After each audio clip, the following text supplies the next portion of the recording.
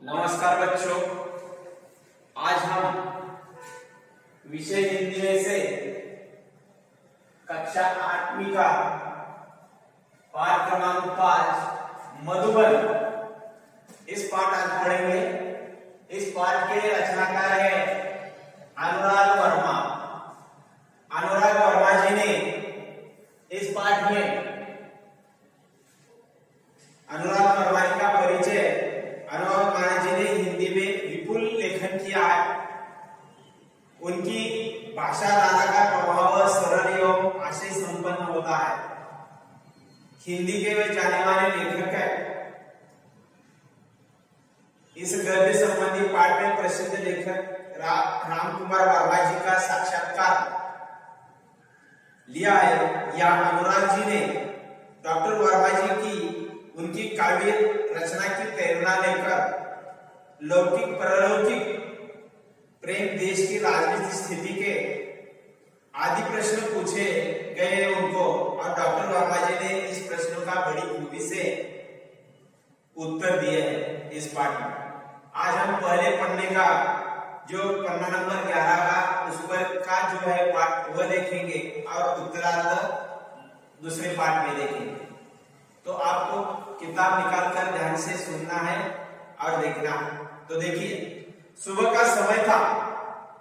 मैं डॉक्टर रामकुमार वर्मा जी के प्रयाग स्टेशन स्थित निवास मधुबन की ओर पूरी रफ्तार से चल जा रहा था, क्योंकि 10 बजे उनसे मिलने का समय तय था। वैसे मैं तो डॉक्टर साहब को विभिन्न उत्सवों, संगठनों और सम्मेलनों में देखता था, परंतु इतने निकट से मुलाकात करने का यह मेरा पहला अवसर था। मेरे दिमाग में विभिन्न विचारों का ज्वार उठ रहा था। कैसे होंगे डॉक्टर साहब, कैसा व्यवहार होगा, उस साहित्य, विनिशिका आदि इन तमाम उठते और बैठते विचारों को के लिए मैंने उनके निवास स्थान मधुबन में प्रवेश किया। काफी साहस करके दरवाजे पर लगी घंटी बजाई। नौकर निकलकर और पूछा बैठा, क्या आप अनुराग जी हैं? मैंने उत्तर में सिर्फ हाँ कहा, क्योंकि अनुराग जी को जो डॉक्टर राजकुमार के वर्मा के घर गए हैं और उनके नौकर ने उससे पूछा है, आप अनुराग वर्मा जी हैं? उन्होंने उत्तर दिया हाँ। उसने मुझे ड्राइंग रूम में बिठाया और यह कहते हुए चला कि डॉक्टर साहब आ रहे हैं।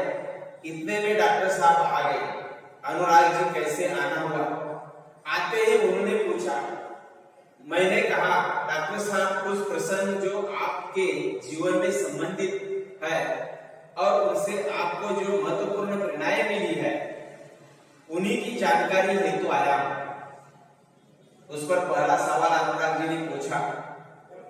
डॉक्टर साहब ने बड़ी सरलता से कहा, अच्छा तो फिर पूछिए।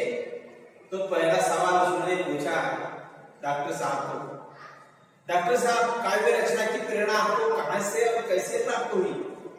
इस संदर्भ में कोई ऐसा प्रसंग बताने का कष्ट करें जिसके आपके जीवन के अंतरंग पहलुओं को महत्वपूर्ण मोड़ दिया।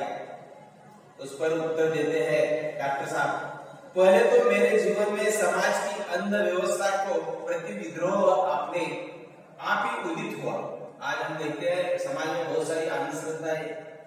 सन 1921 में जब मैं केवल 15.5 वर्ष का था, गांधी जी के असहयोग आंदोलन में पारिवारिक एवं सामाजिक व्यवधानों से संघर्ष करते हुए मैंने भाग लिया।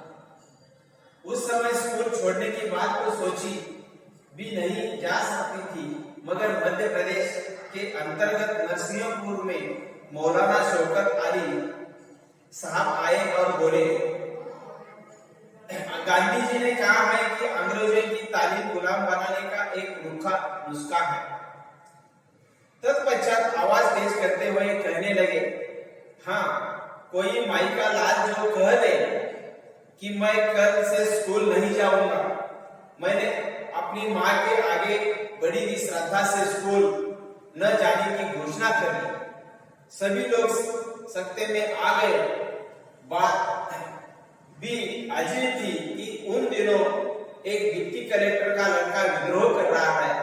लोगों ने बहुत समझाया, पिताजी की नौकरी की बात की, परंतु मैं घर से निकल पड़ा क्योंकि गांधी जी का आदेश मानना था। इस प्रकार सर्वप्रथम मैंने सत्य एवं देश के लिए विद्रोह किया।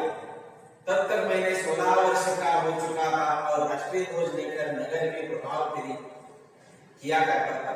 यह बात सन 1921 की है और इसी समय मैंने देश प्रेम का एक कविता लिखी। यही मेरी कविता का मंगल चरण। तो बच्चों, इस पहले पाठ में डॉक्टर जी को उन्होंने अनुराग ने प्रश्न पूछा है और डॉक्टर जी ने कलेक्टर के बेटे होते हुए भी उन्होंने अंग्रेजों के विरुद्ध में स्कूल न जाने का विचार किया और देश का झंडा कंधे पर लिया। गांधी जी के असहयोग आंदोलन में उन्होंने भाग लिया और उनकी से उन्होंने कविता की शुरुआत की। अगले पाठ का जो पढ़ना है 12 का, उसका हम अगले पाठ में देखेंगे। नमस्कार।